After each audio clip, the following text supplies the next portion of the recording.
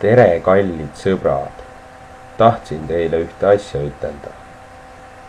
Et see, mis minul peaaegu peas on, ei ole mitte midagi järgi ahvitud. See on üks ilus konnamüts. Panin selle konna endale pähe.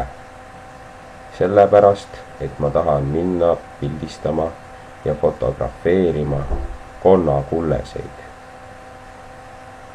Sellepärast, et ma jätsin metsa all mellerdamise maha ja nüüd konnakullesed arvatavasti peale talve kardavad mind ja ujuvad ära.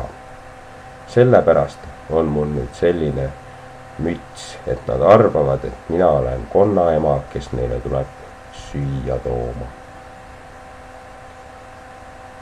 Ja ma mõtlesin teist asja ka teile öelda, et konnakulleseid fotografeerima kavatsen ma minna 4. aprillil, sest kevad juba tuleb ja 4. aprillil minu tähelepanekute järgi on üsna päikeserikas päev tulemas.